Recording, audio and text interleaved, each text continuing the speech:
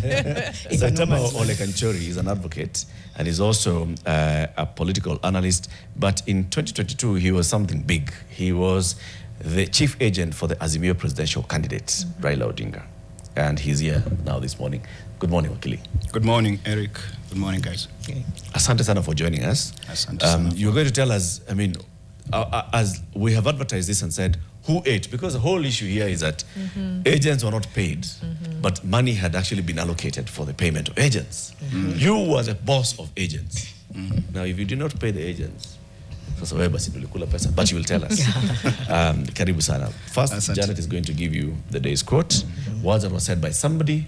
Let's see if they make sense to you today.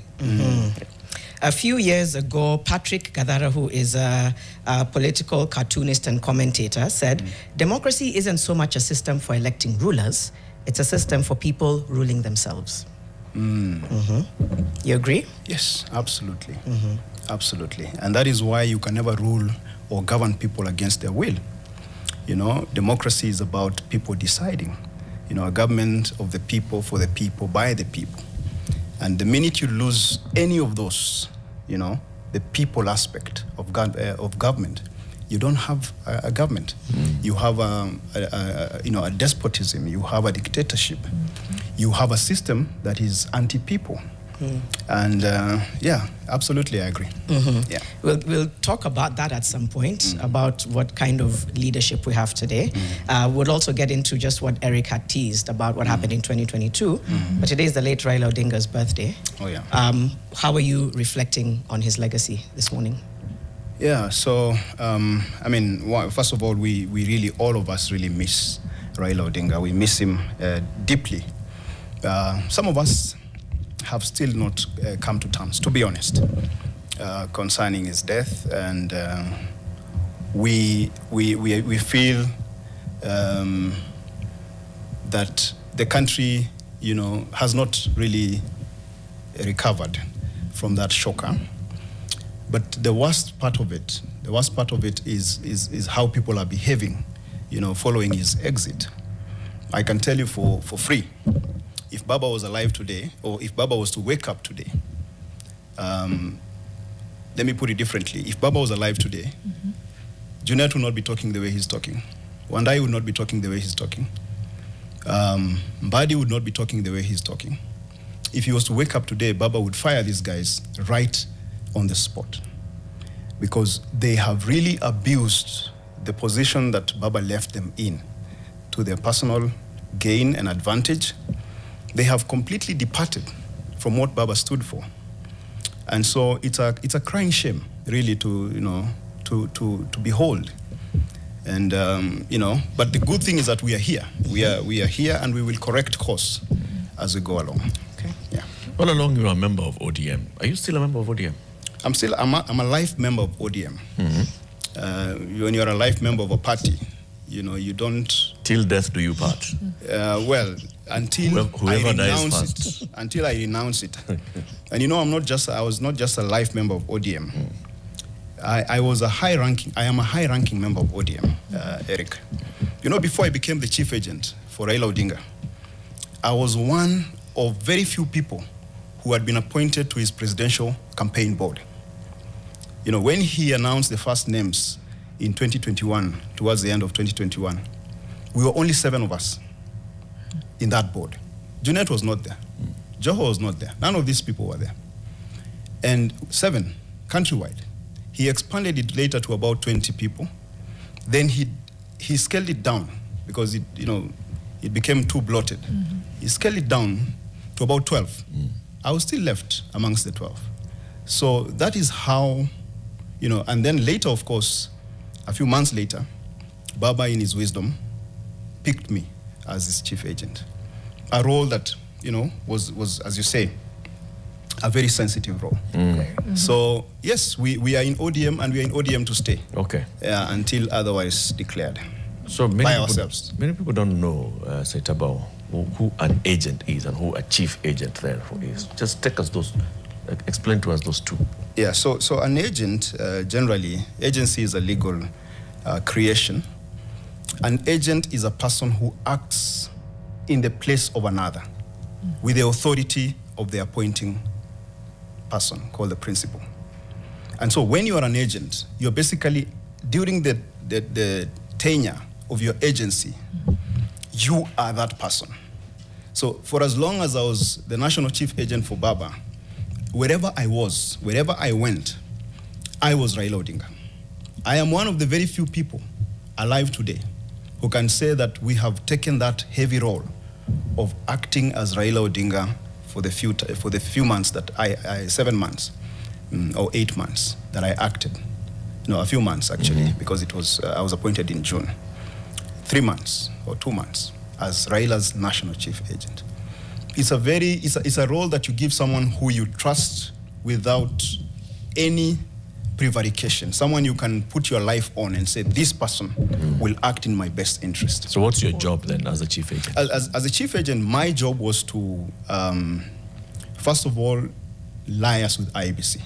So because the candidate at the time was busy with the campaigns, and of course the candidate could not deal with the day-to-day issues of IEBC, I was the one to be the contact person on matters IEBC.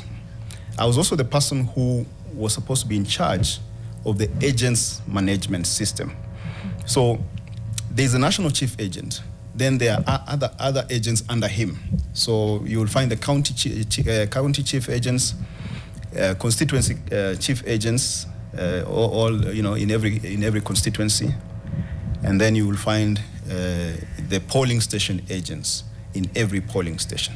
So the national chief agent is the one who is in charge of that system. It's a system that can only work when you have a proper secretariat, because you're going to manage nearly 100,000 people. So you can imagine if you have 100,000 people, you cannot do it alone.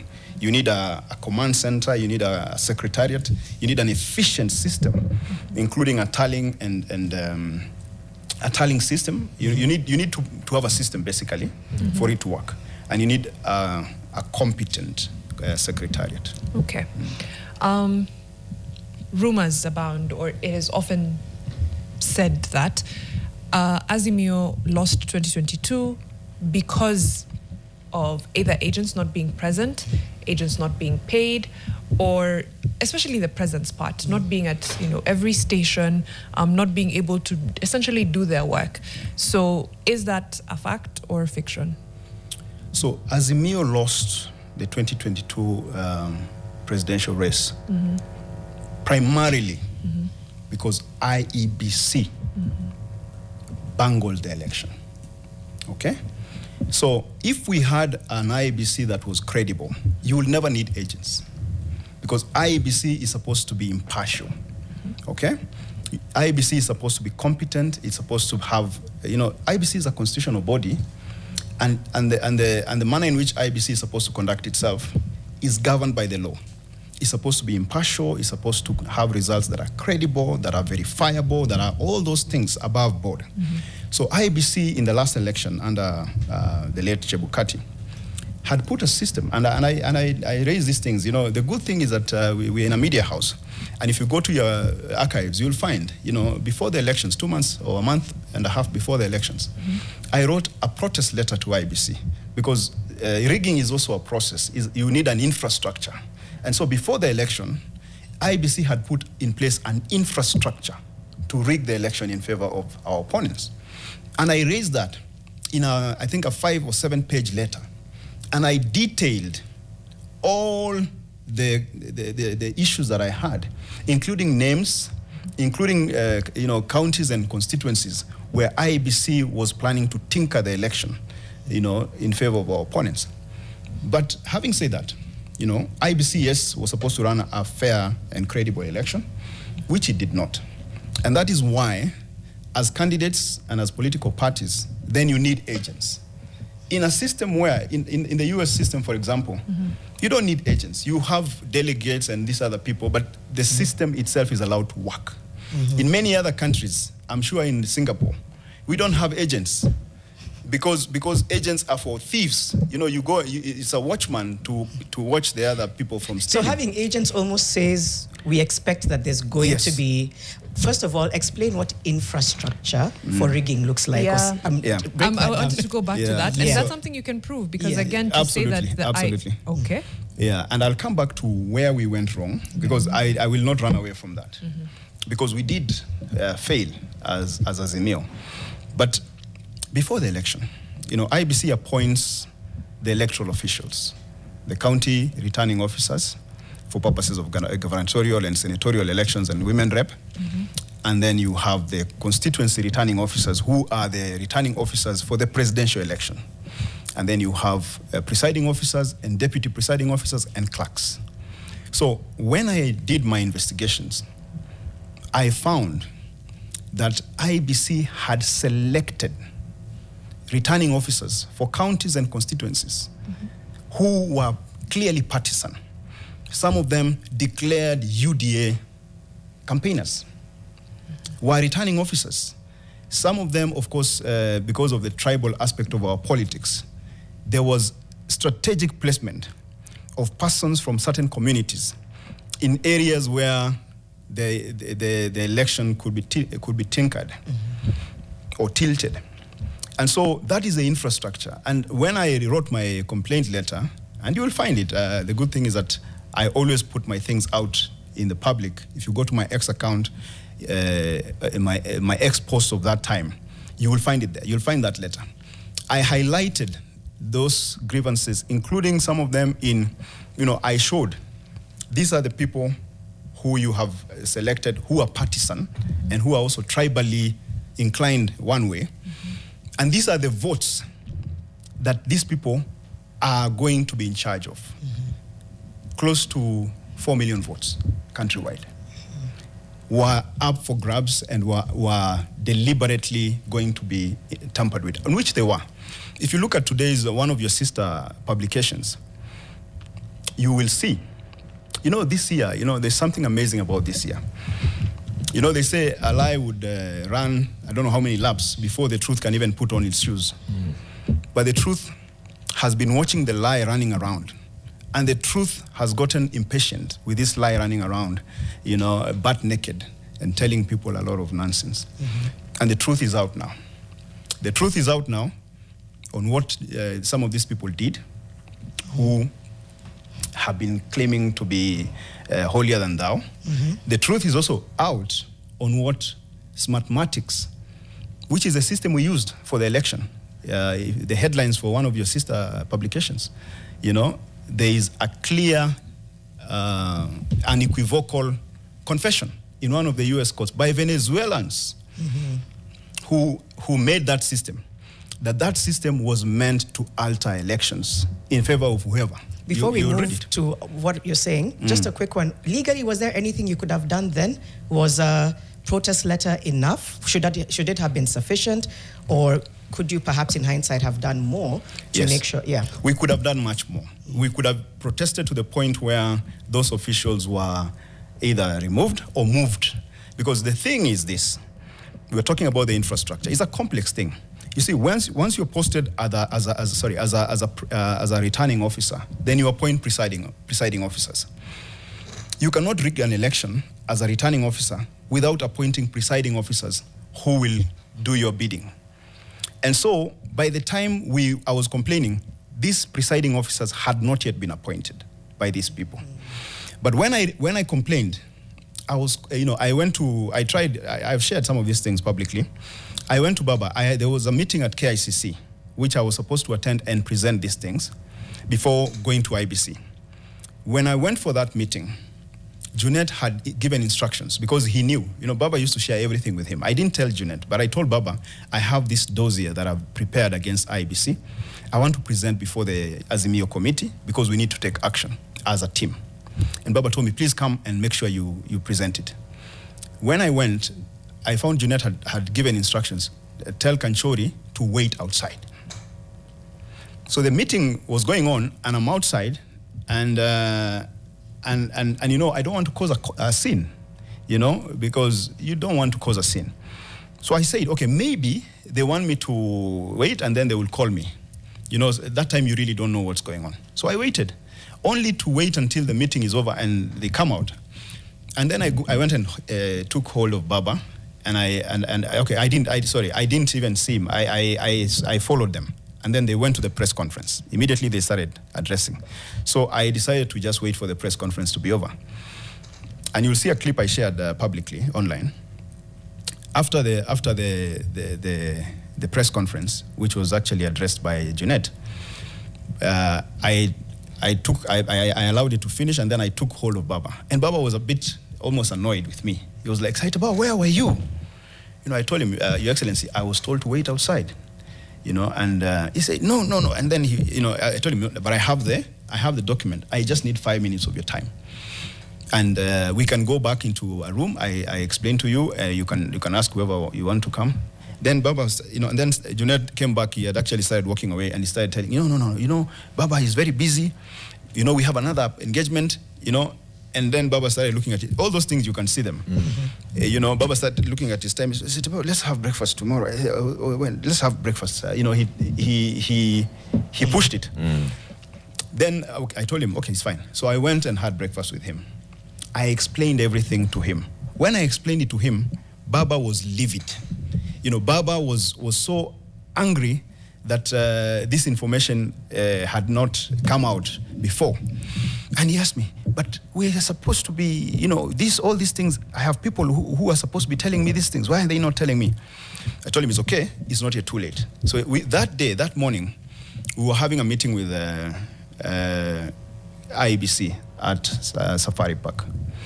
You'll forgive me because I have a lot to say. So if I go a bit. So we were having a meeting with IEBC at Safari Park. I went to that meeting with Baba because I was following him. And Baba told me, make sure these things come out. I went to that meeting and I said all those things in that meeting. When I finished, because Baba left before, Baba was very happy. He said, now we are good. Then, I don't know, as he was going, I don't know what Junet told him. I don't know what he told him. He came back, and then Junet came back and said, and Makau Mutua, the two of them. He says, Kanchory, we are not supposed to be complaining. We are the government. We are not the ones who are supposed to be complaining. You're making us look bad. I told them, you guys, we are supposed to be complaining. We will either complain now or after, because these things. And then that thing from there was trashed. It was no action was taken. I decided of my own volition to file to serve IEBC with that letter, which I did, because by the time I waited for collective action to be taken. And I realized now there was no political goodwill to support my position. So I decided, as the national chief agent, I had a responsibility to set the record straight.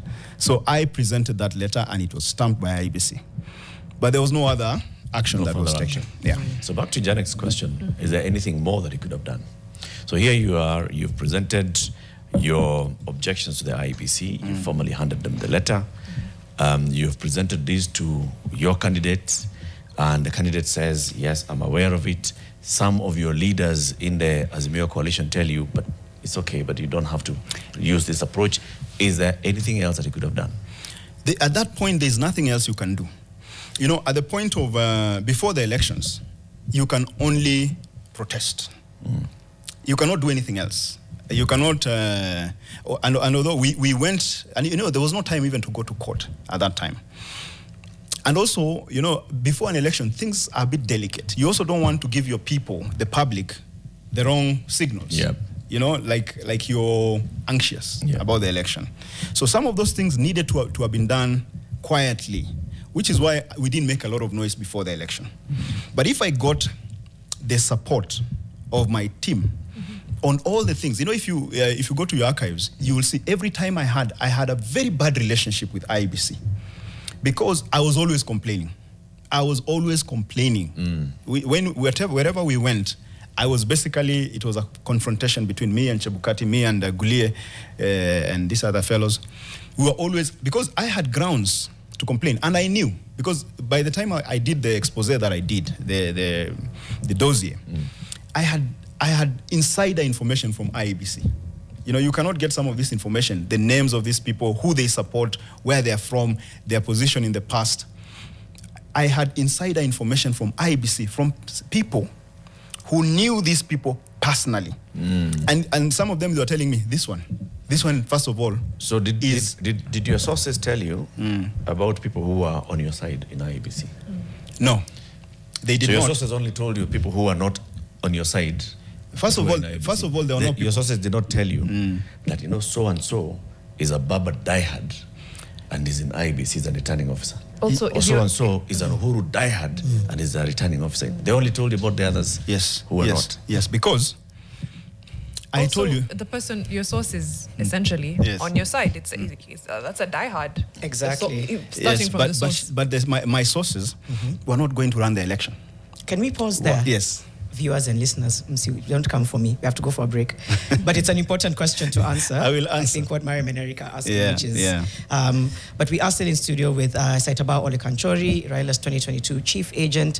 Given this context around what was happening ahead of that, then at some point we'll go to the tallying center and kind of understand where things really began to go wrong. It's coming up to 7:30. You can share your thoughts online as well with us. We'll be back after this break with more on that conversation. We'll be ready. Yeah, we're coming back into our conversation, and just before we pick up on the question that was asked before the break, Don Sabwa is ask our guest if he believes or trusts IEBC Secretariat, who allocate returning officers, what can be done now to avoid such, can he still take the position if given a chance again, which I think will be a good thing to get into later on when we get into the point of looking ahead. So we'll come back. Again, I can tell you that. Okay. Not for $1 million. Why? Okay. It's a terrible job. Terrible job. It's the worst job in the world. I'll never do it again. Saitabao, you as the chief agent, you are in charge That's a of quick all answer for agents, right? For the last part of that question. And you're saying here you had horrible experience. I'd like to understand the workings, because that's why I started by asking you. Just explain to us who's an agent, who's a chief agent, which you did. Now, we have polling stations that are gazetted by the IEBC ahead of the election. Yeah. Last election, we had 46,292 or 230? 209. Over Yes, 46,232, I think. 232 polling stations across the country. Now, when, of course, a presidential election is happening in each of these polling stations, you expect that then you'd have an agent in each of these polling stations. Not an agent. 3 agents. 3 agents for presidential agents. candidates. 3 agents per polling station. For presidential candidates. That is the golden standard. That is the best practice. Because you need an agent, his assistant, and someone who can relieve him. All right. And then you need someone outside who can coordinate things. Okay. So in every polling station, 3 You agents. need to have 3 people. And by the way, do you know, we had that system. We had that, all that was in place. We had names for even volunteers. What do you mean? What do you My mean? goodness. So you had 46,232 times 3. Times 3. 100 and nearly 20,000 people. We had them, the contacts. We had people who were loyal and we knew were going to deliver. We even had a system. By saying you just had a minute. them. Yeah. So I want to answer. We had them. So we had already prepared all this, and people were even willing to adopt a polling station. Baba was a phenomenon. We had people who were willing to do anything for him. That system was sabotaged by the people I've mentioned in the past, and I'll mention again here today. That system was bungled and sabotaged and collapsed by Junet Mohammed, Makau and Joe Mucheru. They made sure that the names we had, first of all, they kept jumbling the names. Oh, these ones have been vetted. We have vetted these ones. We have removed them. We need to replace them. Oh, no, this area, we need this person to give us names. And this is happening now weeks to the election. And then the list, I call it in my book, the endless list. The list is endless. Because every morning, we had a new list. Remember, we had already prepared, a month to the election, I had already prepared appointment letters for these people. Hold on. We're getting there. We're getting there. So yeah, you need at least... You need at least 3 per polling station. Yes. So you had over 100,000 agents. Yes. Who recruits the 100,000? So the secretariat, we had a secretariat which was led at the time by a wonderful lady called Elizabeth Mayo. Elizabeth Mayo was the CEO of the Raila Odinga Secretariat. These things are in the public domain. These are not things that we did in hiding. They are open. We did in the open. Elizabeth Mayo is the most hardworking person, the most diligent person I have ever met in my life. That lady used to work from, I used to think I'm hardworking until I met her, to be honest with you. I would leave her in the office at 1 a.m. when I get back to the office at 5:45, 5:30, I'll still find her there. We had a system, and that system is done by the Secretariat. So the Secretariat collects names. You know, we had a system where we were using even MCAs to give us names, because MCAs have a feel of the ground. Mm-hmm. So we have people all over. ODM is not a briefcase party. Mm-hmm. We have people everywhere. So we had our MCAs, we had our pastors, we had our clergy who were very passionate about this thing. Nominating names. Yeah, giving us names. And we had all the names. Okay. Until we went to Westlands. When we go to Westlands. Roger. So your members, your leaders on the grassroots are nominating names of agents. How are they vetted? So at that time we were using the local knowledge. So that's why I said we were getting names from MCS, Azimio MCS. Okay. So if we are getting people from Eastern, Lower Eastern, Cumberland, we would talk to, say Kalonzo will give us people. These are the people who will give you names for this area. Okay. So for Mount Kenya, the Jubilee guys are the ones who did it. And also Martha Karua gave us for Kirinyaga. For these other areas, Kilifi, we have people there. Lamu, we have people. So, and remember, we had, my goodness. It's painful to remember. It's a trust-based system. Yeah. Yes, it's a trust-based system, because you're talking about is a trust-based system. Okay. How are they politics? Yeah, good. That's a good question. So politics is about, trust, but also is not blind trust. It is about referral. It's reference-based. Yeah. It's secondment. These people, I've been a chief agent now for many years. The first by-election where my brother Memusi won in 2015, which was more contested even than this one of this Mbere one that they gave away, was more, that by-election. Uhuru wanted that by-election like crazy. They tried everything, but we put a watertight, airtight system, and it is that we have not too much time. Okay. So I'll ask you next time you call me when you have 3 hours. Too much, but the training bit. How are the agents trained? So once you pick them, remember the picking process is itself is self-checking. Yeah, these ones were given by this. This one was given by this. You have then to train them. Right. We had appointed 3 types of people. One was a political person for every county. Okay? We had another one who was a legal person for every county. Most of them were lawyers. So the county returning, we call them county advisors, were political guys. The county chief agent was a lawyer. And then we had a coordinator, a county coordinator. So these people were in charge now of their counties. So every county would train their agents. And we had a system where we put it down to constituencies, where they would now bring it to the constituency level and organize their trainings, which we did, and that is where the problem actually started. Because now that, with the benefit of hindsight, I realized that is how they did not want that system to work. The training. The training and the entire system. Okay. Because what happened is, when we started training agents, the problem started of money is not being released for venues. Okay? The list started now changing. So you have sent these people for training, others appear. Yeah? And the instructions are coming from the top. So the guys at the bottom, I've given you the 3 guys. There's a chief agent, a lawyer, there's an advisor who was now the person who was connecting us to the county at the command center. And then there is a coordinator who is the one to run around. We had a very good system. By the way, we had a better system than the other side, on paper.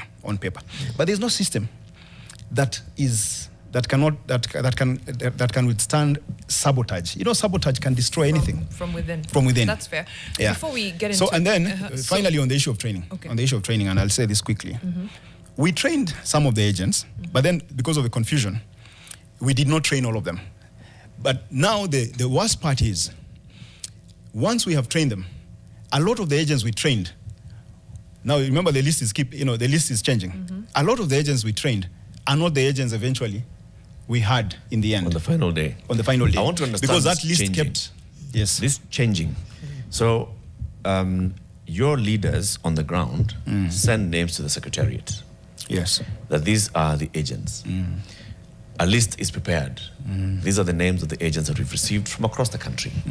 That they cover all the 46,232 polling stations. We are satisfied. All right? We are going to commence our training on a certain day. The people from this area are to be trained on Wednesday. Yeah. Okay? But on that day, different people appear for training. And you're saying that the ones who are appearing have been sent by others from above. Who are these others from above? So I will tell you this. There's no one who could have done that kind of mess at the top except Junet. Because he's the only one who could countermand me. There's no one else. There was no one else who could say something and override what I had to say. It was only Junet. And he's the one who kept coming and giving a new list. He has been to the secretariat, to Elizabeth Mayo, specifically.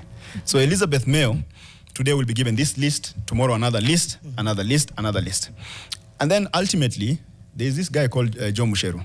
I really want to, you guys call him, because he has been running around, he has been, whatever it's called, around this issue. And he doesn't want to address it.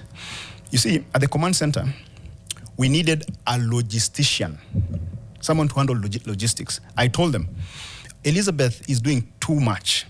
She cannot handle the logistics as we go closer to the election. I proposed a gentleman who I knew was someone who would have handled it with military precision. I say that because I know the guy, and even they knew. I told them, we have General so-and-so. He is a logistician. He can handle any situation. This is, an election is like a war room. When you're talking about an election, is basically like a war. The logistics that have to be managed are so vast, and they are so, they happen so fast. You need someone with some expertise. So I told them, this guy, I think we can vet him, and let's see whether he can do the logistics. The next day, or after 2-3 days, I come and I find some good lady had been brought there by Mucheru. And I was told, Chief, here is the general. I'm like, huh? In fact, we ended up calling her general for the time that she worked there. But she knew nothing. Or she had instructions not to do anything, because she didn't do nothing. I don't want to interrupt your train of thought. Didn't Elizabeth Mayo or the secretariat push back? If you're given a new list, just be like, did they not say what is happening here? Yes. Yeah. We all pushed back, not just Elizabeth. We went, there's a time, I complained to Baba, I complained to everybody. Nobody else could talk about these things. I think one gift that God gave me is that I speak the truth, regardless. Even in the campaign board, I was the only one who could stand and tell them, you guys, we are messing up. Baba was sitting there and he would look down like this. I'm telling them, we are fooling around here, And people would wonder, how can you talk like that when Baba is here? I'm like, what are we supposed to be doing here? We're supposed to be telling him the truth. Okay. So it got to a place, I called a meeting between myself, Elizabeth Mayo, and Makau Mutua. And I sat down, we sat down, the three of us, and we told them, because me and Elizabeth Mayo had agreed that we cannot go on like this. This was about a month to the election. And we told Makau Mutua, we have to take charge of this thing. First of all, these people who are sent from the Jubilee side, which was basically Mucheru, are either incompetent or they are something else. We don't know what it is, but they are not doing their job. We told him, this is our candidate. This is not a Jubilee candidate. This is our candidate. We have to be the ones to do it. Makau Mutua nearly hit the roof. But Saitabao, these are our partners. You cannot call these people like John Mucheru incompetent. These are people who, and when we lost the election, the first thing he told me, I think you are right. These people are just incompetent. They were just incompetent. But anyway, the truth is that everything that could have been done in terms of interventions that were done. There's not a single time I kept quiet, Okay. but they were overruled. You know, it sounds including to me, Saitabao, like you actually were not the chief agent. All right? Because everything you're saying here, there's nothing that you did that was not being countermanded. Yes. So you were not the chief agent.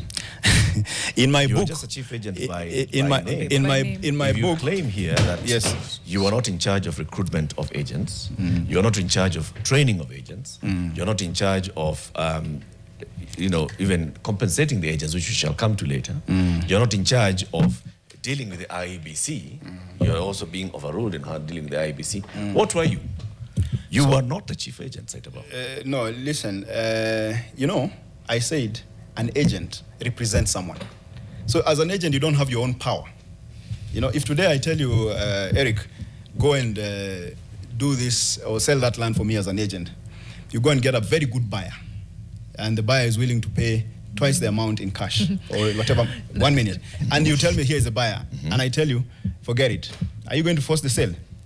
No. It's not, But the you're an people who agent. are In this case, you're not saying that is it's not the Raila owner of Odinga. the land. Yes. It's not the owner of the land who Yes. is refusing. So It is not Raila Yes, Odinga. yes. It is He's saying- somebody else. I have said in the past, and I'll say it again, the only person who, Junet could overrule, even Mzee himself, there was such reliance that he placed on him that I have said, that if you told Baba that it is now 12 o'clock noon, he would say, no, and Junet says it's midnight. He says, Junet has said it's midnight. All right. So that is how sounds it is. to me that Junet was actually the one with more agency on Baba. Yes, than anybody absolutely, else. absolutely. That's not. I've never lied about that, and I've even said. So therefore, that sounds like everything else that Junet Mohammed could have been doing, he was doing it with the express permission and understanding of the candidate. The candidate could not have sabotaged himself. It was not sabotage. From where they were coming from, just like you were doing, he was doing the job that has been given to him. Should we react to some of what Right. has been said? Because the money question Yes. is now the next one. Yeah. It's who was funding this? Did agents get paid? Was money eaten? But to contextualize for our viewers and listeners who may not have heard, let's begin with Senator Edwin Sifuna speaking about who ate the money, a reaction from Junet Mohammed, as well as a statement that came from Junet Mohammed. Wewe ulikuwa unakula pesa ya Uhuru badala ulipe agents, ukaacha hawa kina Wamunyoro wakatupiga 10-0. Saa hii tunalia huko nje. Kama sio wewe Junet tungekuwa kwa serikali. So mimi huwezi nitisha bwana. Hawezi kunitisha. All right. A statement from Junet Mohammed. Honorable Raila Odinga would have no reason whatsoever to appoint me as the leader of minority in the National Assembly if I had truly betrayed him. That's a tough one to fight. Right? He also said something else, but that's his way of interpreting it. He said, for years, I handled all delicate assignments from our late dear party leader with fidelity and diligence. Sounds so just like what you've basically just been saying, that Junet had higher agency for Raila, right? That Raila really trusted Junet even during this entire campaign period 100%. and the management of the presidential campaign. And even after the result that came out, Raila was not mad at Junet. And that's what Junet is saying. If Raila was actually angry at me, then he would not have gone ahead to appoint me as a leader in parliament. He'd have punished me. The fact that I was not punished means that the principal was happy with the work that I did. That the rest of you all are just making noise. Now, Sifuna there talks about money. So let's talk about the management of these agents. So yes, you're still playing a role as chief agent on paper. Although Junet is now, you yourself are saying that Junet was actually the de facto de jure chief agent. Yeah. Who was to handle the logistics for these agents on the ground? Training, facilitating their training, facilitating their report to the polling stations on the day of elections, and their stay and thereafter. Right. So first of all, let me go back to the statement that Junet says about him being given a position, and that being an indication that Baba, valued, not angry. was not angry with him or whatever. First of all, You know, this is the first time Junet has ever, you know, we have come out. You know, the thing about some of us, we have been consistent. I think that is why you can call me to this show, because I have never changed my story. My story has been the same. When Baba was there, and today when he's not there. And it has been consistent. Even when I was chief agent, I have always been the person who will speak it as it is. Now, Junet could not say that, what he has just said, if Baba was there. Because he knows. He knows. Baba knew what he did. It's just that Baba was so forgiving. Baba was so forgiving. But also, the other thing is that Junet is very efficient in the work that in the role that he was playing as a broker, because Junet is a broker, and that one I can say in any forum. So as a broker, Junet is a broker. What's a broker? So you see, when there was that handshake thing, you remember Junet was only one of the only people who was there. And by the way, I'm very surprised that Junet can attack Uhuru Kenyatta, because Uhuru Kenyatta alitoa Junet block vibaya sana. That guy, you know, Uhuru Kenyatta has made Junet who he is today. Junet would be nowhere if it was not for Uhuru Kenyatta and the brokerage business he started after the handshake. I don't know about that. So let's the fact that he was given that position does not mean, and I can tell you, if Baba was there, Junet could not face him and say, you know, you gave me because I am loyal. He was not given because he's good at loyalty or anything like that. He was given because he's an efficient broker, and at some point, Baba knew he would need a broker. Same thing. Yeah, it's almost the same thing. Same thing, yes. It's still a loyalty factor. Yes. A broker, you know, a broker. I trust you. A broker. I trust that you will deliver. You know, a broker. And I'm trusting that you will deliver because I have seen you deliver before. A broker is not an agent. A broker is someone who is trying to sell something to the highest bidder. On behalf of whatever. Yeah. So that's an agent. Yeah. But the only difference is names, a broker is acting in his own interest. You know, and Junet, that is what he's doing. Let's go back to even the now, question of he's finances. trying to sell ODM to the highest bidder. Who you know, funded? that is his work. He's a broker. To the best of your knowledge, who funded the Azimio campaign? Azimio campaign was funded by many people. You know, Azimio campaign was well funded. Let me start by saying that. It was very well funded. And there were many people who were supporting Raila Odinga's candidature, who gave us very generous contributions, including the retired president Uhuru Kenyatta, who was also one of the supporters and benefactors of Azimio.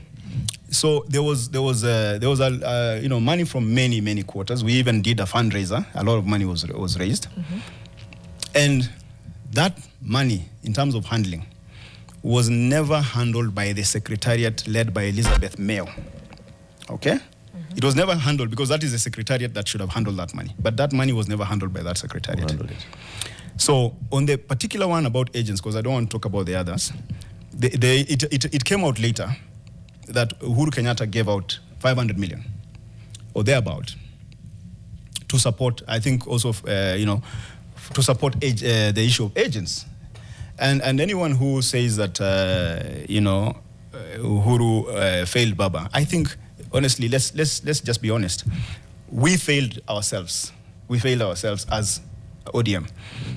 The money was paid, but remember, by that time, the agents issue was already in play. Going haywire. We are going to a break, Saitabao. Yeah, okay. When you come back, I'd like you to directly answer the question.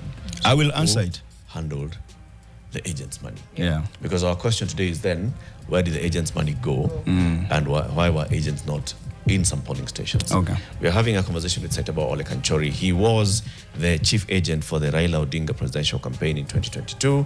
There have been all these conversations about agents and the bungling of agents hired by the Azimio campaign. Where were they? Were they paid? Were they not? Was money given out? Was money not given out? Those are the questions that we want to answer. We'll be back with him shortly after this break. It's 3 minutes to 8. Nope. Back to our conversation now with Saitabao ole Kanchory, discussing who ate Azimio's money. Eric, you had asked him a question just before we went on to the Yeah, I just want a direct answer. So you've told us how money was mobilized for the campaign. There are various sources. And then you've told us that you understand that Uhuru Kenyatta had, in his own personal capacity and through his mobilization, gotten some 500 million shillings to support you and the work that you are doing as a chief agent with your agents. And then you said that that money was not managed by the secretariat. Who did? So I told you earlier that we had a logistics team, okay? There was also a command center. The command center is what managed that money. The command center was headed by Makau, okay? The logistics person, I've already told you, the general, in quotes, was Mucheru's person. Okay, Junet was overall. Okay, he was overall. So if money was eaten, because for me, you know, the money issue was never even really a big issue. For me, I wanted agents to work, even if they were to work for, you know, pro bono, as long as they worked. If money was eaten, those three are the ones who know who ate the money. What I know is they claimed that they received the money because I never saw it. And they also claimed to have paid out the money. Of course, you know, I don't know who they paid it out to. I'm talking about Junet, Makau, In general. and Joe Mucheru. General was just you know, she's an innocent person. I cannot blame her for anything. But these people, number one, they never, you know, not once did they say there was an issue, because they're the ones who should have said, there is a problem. Either we could not pay the agents, now the list is changing, we have refunded the money to the person who paid. They say they paid out the money. Later we learned that, first of all, many polling stations did not have agents because of what I've already said. Some of the agents who were in the polling stations were not paid. Some of the agents who were supposed to be in the polling stations were actually paid. So it was chaos. But the people who can tell us, because I did not manage the money, and I don't want to talk about things I don't know. But I know who would know. It is Makau, Junet Mohammed, and Joe Mucheru. Those are the people who either they explain or they make a refund to the people who paid the money. In the end, on elections day, as chief agent, were you in communication with your agents on the ground? How could I be in communication without, you know, even a clear list of agents? How could I be in communication when the secretariat had collapsed? You know, the secretariat... On the day of the elections, the system had crumbled. The chief agent did not know whether there were agents at polling stations. On the day of the elections, I knew that we didn't have agents, because I was getting calls from all our coordinators saying, we don't have agents, we don't have agents, we don't have agents. Because there was a deliberate sabotage of that system. I began by saying that. When it was sabotaged, you could not have agents without, because remember, agents have to be appointed. I did appointment letters. The appointment letters have to give the names. Then the logistics team in the command center, which I call the Tower of Babel, sat, and that command center was run by those three people I've said. They sat on those letters. Some of the letters, I think, were burnt. They were never dispatched. It was just... so you say there were no agents. You sound the alarm on that day, on election day. Do you say anything? Do you say this is an abomination? Yes, we tried. You know, we tried to now do some damage control. We called some of our candidates. I think you've seen the governor from Makweni. Yeah. So we tried now to do some, you know, damage control. And some of our candidates now provided their own agents in some of the polling stations. So it was, I mean, this is, you know, it is like a... you know, this is like the way you know, total organ failure. That is actually what happens. You know, this organ fails, this one fails because of sabotage. Pause. Let's just read Mutula Kilonzo Jr.'s tweet on the same thing that you're saying. He says, the raging debate on the funds for Azimio presidential agents has provoked my thoughts. On election day, I was requested to marshal my agents to double up as presidential agents, which was bizarre to say the least. It's you who requested him to provide agents? Yeah, so me and my team, you know, so we, like I said, we had a secretariat. And the secretariat, there was a secretariat that was actually working, but they had been shoved aside. That is a secretariat led by Elizabeth Mayo. That was basically my team. That was but we were powerless in terms of the greater things. So these guys who created this mess, do you know, to the last minute, they took the candidate, our candidate, Baba. May his soul rest in peace. You know, I tell you, it's a shame. They took him to the command center in my absence. They made sure that I was not there. Just before the election, a day before the election, they took him to the command center and showed him the computers and showed him a few people seated there and told him everything is okay. We have everything. The agents have even been paid a deposit. Mm-hmm. Baba called me and said, "Oh, we came to the command center. Everything is okay." I told him, "But you know, Your Excellency, we have an issue with this." He said, "But they say it's okay, so let's leave it at that." Mm-hmm. So, and one thing they kept telling me is, "You know, Kanchory, you are a perfectionist. You are an absolutist. Mm-hmm. Elections are not like that. Mm-hmm. You know, they can go wrong here and there, but you know, allow room for, you know, error." Was there I'm gonna just ask a very blatant question. Mm. On Baba's side, was there an expectation of the use of state machinery to help win the election? Could that be part of the reason why things were so lax? You know, I will tell you from my understanding of Baba, because we have to represent him well mm-hmm. in terms of what we know of him. Mm-hmm. Baba, even if the state wanted to help him, he would not have allowed it. So if there was an expectation from other people, Baba would never have allowed anything that will interfere with the will of the people. Mm-hmm. I guess if it was another candidate, mm-hmm. the state could have helped, but not Raila Odinga. Mm-hmm. Raila Odinga was that kind of guy who says, if the people have not voted this way. Mm-hmm. And you know, remember, I have said here, IEBC had a system to rig the elections. We on our part, we had a crumbling command center. But Baba lost only by 200,000 votes. I shudder to imagine, mm-hmm. if we had allowed free and fair elections in this country, Raila Odinga could have won with such a landslide. It's a shame. It's a shame that we can sit here and talk about some of these things. And yet, even in the current IEBC, there's already a system of rigging elections. You know, rigging elections is treason. It is the greatest treason against the people and the Constitution. It is ruling the people against their will. I know you're coming in just now, Eric. I'm just wondering, it's election day, agents, you don't have agents. You know, I wouldn't have stayed. I would have stepped down. Did you stay because what was the role then? If you knew, actually at this point I'm not in charge. Yeah. What was because now, you know what I mean. So why? Junet, that's a good point. Mm-hmm. 1 week before the elections, I went to the VIP section of the command center, where Mucheru Kenyatta, Joe Mucheru, Junet, and Makau were sitting at 1 a.m. You know, because we used to work around the clock. These people actually, I think they owe me an apology, because the kind of work that they made me do, because of the mess they created, I could have, if I was older, I would have died, because I was working possibly 22 hours a day, you know, without any rest, without any support. I went and told them, gentlemen, I want to resign from this position. I will quietly resign. I will call the candidate in the morning and told him that I will no longer do this job. I will not publicly make this public, because I don't want to create any panic. But the candidate must know that I can no longer do this job because of the kind of frustrations and the kind of mess you people are creating here. The three of them, and I'm sure wherever they are watching, they know I am saying exactly what happened. Mm-hmm. When they realized, you know, because they realized if the candidate hears my resignation, they will be exposed.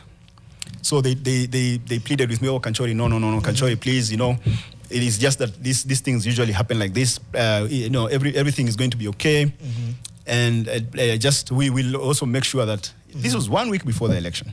Okay. So I did actually contemplate. But then they convinced you. Again, just before Eric and Mariam come in, was there an internal post-mortem done by Azimio after the campaigns, a post-mortem on just the operations? Did that happen? Beautiful question. Wonderful question. Mm-hmm. None at all. Which is another mess that we keep doing as I think, you know, this team. We never do any self-reflection. The only self-reflection that was done was by myself in the book that I wrote. And that's why I wrote that book. Because I knew these things will come back to bite us. Because it was really a tragedy. It has been called a tragic comedy, but it was more tragic than comedy. And in the fullness of time, there are many questions that will still be asked. Because if we continue in this trajectory, even our children will one day ask us, how did you people allow this country to go down this road? You know? So that is why, that is the only post-mortem that was done. I'm glad that I did it. I'm very proud of it, actually. Mm-hmm. It is a very fair account of what happened. And by the way, do you know, to this day, nobody has ever questioned or controverted or contradicted even a comma in that book. Not a word, not a letter, not a paragraph, not a page has been contradicted. So what exactly happened? You know, I'm actually at a loss here because I'm looking at the principles of Azimio. Mm-hmm. We had Uhuru Kenyatta, who was the chairman of Azimio. We had Raila Odinga, who was a candidate. We had Kalonzo Musyoka. We had Martha Karua. All these are people who have run presidential campaigns before, right? Uhuru has done it many times. Raila had done it the most. Kalonzo has run a presidential campaign. Martha Karua has done a presidential campaign. All of them know what it takes to run a presidential campaign. But you're saying that other people who did not have as much experience as them or as much stake as them were actually running it and bungling it, and the principals were just sitting quietly and not noticing what's going on? The principal or the principles were being taken down the garden path, you know, being shown the good side of things only. And when some of us would tell them there are these skeletons in these closets, there's this mess going on, we would quickly be, countermanded and our statement will be rubbished. And because the people who were rubbishing our statements were more trusted in terms of their opinion carried the day. So the principles, even when you tried, you can have wool in your eyes. So they had wool in their eyes to the last minute. In fact, when I saw Baba after the election, I actually saw a different person. It was almost like there was something that he had finally come out of. And I was like, what was going on? This it is almost like he was previously almost in a trance. You know, and I looked at him after the election and I said, this is now the Baba I know. Because he could get everything that we were telling him in terms of, okay. Can I ask? Before that, he kept saying, no, so-and-so has said it's okay, so it's okay. So-and-so it's okay. Okay, assuming they have wool over their eyes, what strawberry glasses, whatever you may call it, the people you're claiming essentially bungled the management of these agents, whether it's Junet, Mucheru, and Makau, then whose interests were they serving? Because essentially they are party members as well. They are party leaders and members of Azimio at a high level. And they'll stand to benefit. You'll stand to benefit if the election is won by them. Yeah. So in politics, politics is a very high stakes game. Very high stakes. A presidential election is in Kenya is a multi-billion shilling, even slightly more, 100 billion shilling business. So there are people who are in these things for the money. I don't want to say that they were compromised by the other side, but I can tell you one thing.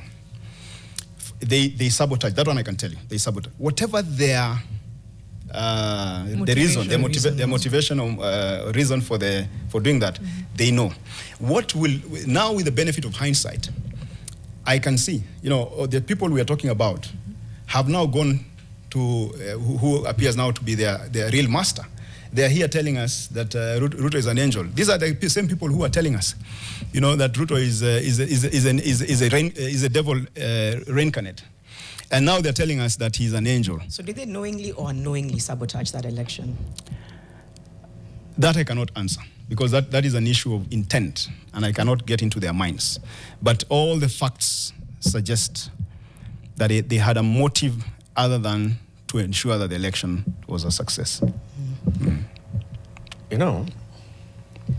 In the previous presidential elections, campaigns that these principals have actually participated in, I have never heard post-election an issue about agents being mismanaged or a secretariat being mismanaged. Not in the Uhuru Secretariat of 2002, of 2013, of 2017, not in Raila's of 1997, coming all the way to 2022, not Kalonzo's, not Martha Karua's. Why this one?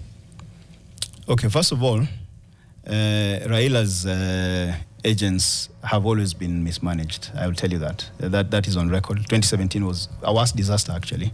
It's just that they didn't come out. People did not come out to say. But Baba was not a very good, in terms of that system.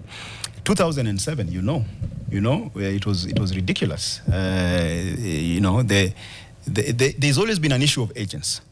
But the thing that was special about this one of 2022 is because IEBC was front and center in the rigging. The other ones, parties sometimes will just corrupt here and there. But this one was done by IEBC. We took 7 days in Bomas doing nothing. These guys were just looking at the figures and saying, weka yapa. Because they knew they had already sabotaged our counter-reference system, which is a command center. So they knew they could do anything. And even after doing all that, they could only manage 200,000 votes. I'm telling you, if I was William Ruto, I would be very... Why would IEBC sabotage an election? Sorry? IEBC is not, going to benefit from sabotaging an election. Do you live in Kenya, Eric? Yeah. You are a stranger in Jerusalem? I'm just trying to figure out. I have just said it's a multi-billion. Why would IEBC sabotage an election? I wish you were saying... Because they were compromised. Should I tell you in black and white? Sabotaging the election. No, IEBC rigged in favor of UDA. It is today in the front lines, in the headlines, in one of your sister newspapers. It is in the headlines that Smartmatics, which IEBC insisted on using, and this man called Professor Goulier, you should have heard how he was talking about Smartmatics. He was almost talking like an agent of Smartmatics. Smartmatics has now, there's a confession in a US court that the system of Smartmatics is a system that is deliberately, you can manipulate it from anywhere. You can do it from Venezuela, you can do it from wherever. In fact, we insist, and I personally insist, our elections, Bomas was just there were people managing that portal elsewhere. Bomas they could even have been in Venezuela. So Bomas is a tallying center. At the end of the day, elections are final at the polling station, right? That's a myth. Who did... That's a myth. Here's what I'm coming to. Essentially, if there was a bungling, then it still belongs to ODM and to the lack of agents.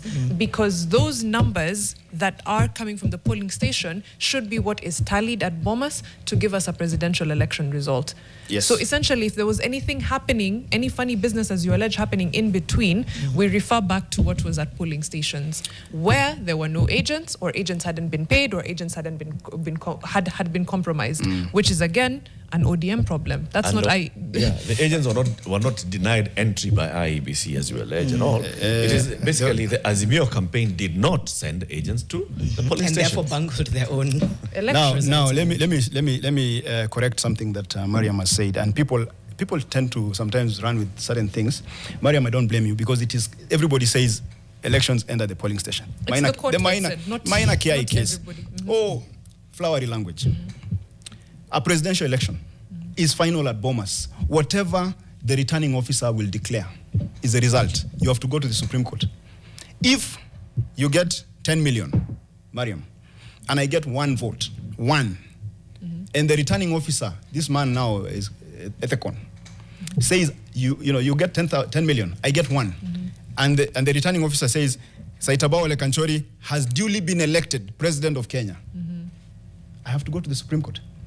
And when I go to the Supreme Court, what are you referencing? When I go to the Supreme Court to present my hot air, now that is another place where exactly jury pesa. No. We live in Kenya. Wait, we live in Kenya. You're blaming everyone, but if you go to the court, It's what a will system. you be referencing at court when you say Mariam got 10 million? What if I go to court, right, and I challenge this election result where you won with 1 vote?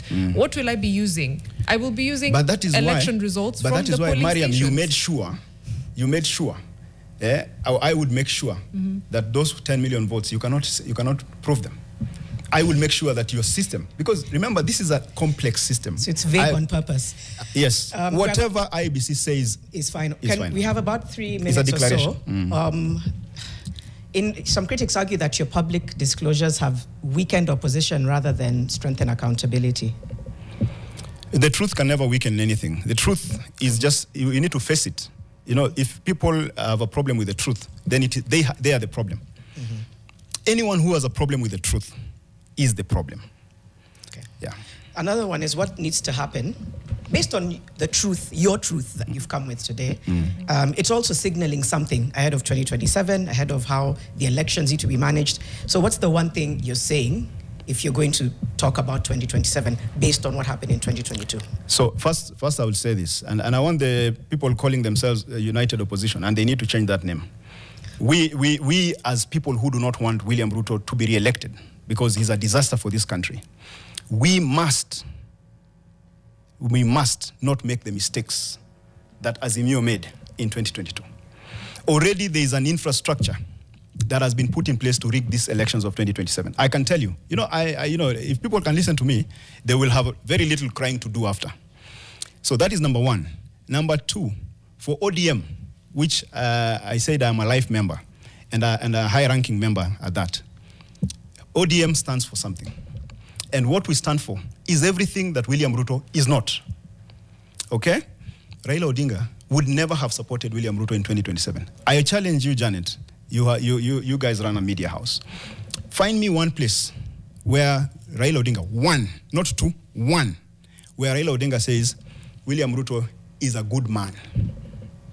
He's a good president. Find me one, not two, one, where Baba endorses William Ruto and says he's good at anything.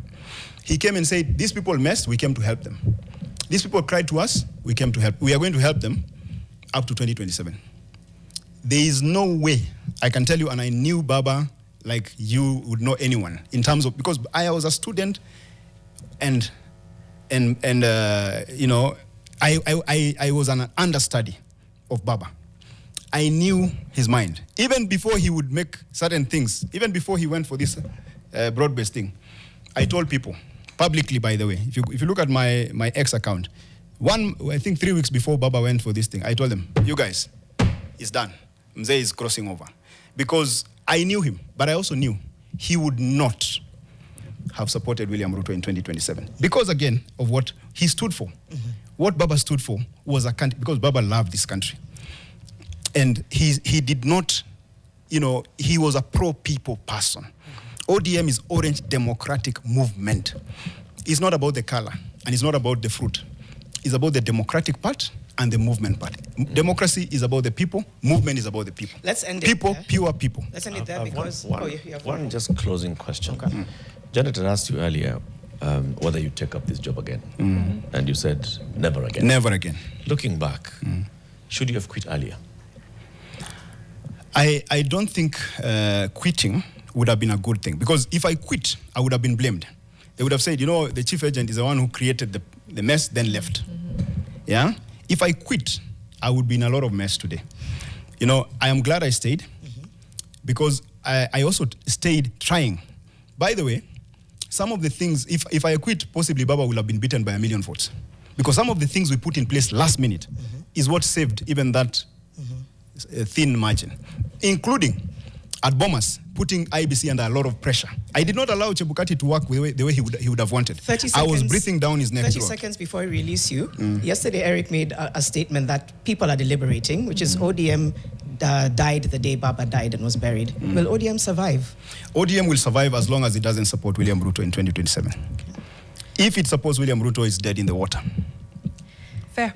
That's a great place to end it. Saitabao ole Kanchory, Raila's chief agent in 2022, has been in studio with us unpacking who ate Azimio agents' money. In the next hour, we'll be speaking to Senator Eddie Oketch of Migori County on this case against Sifuna that was there and then isn't there. There's a lot happening in ODM, but keep it here. # is Fixing the Nation NTV. We'll be right back.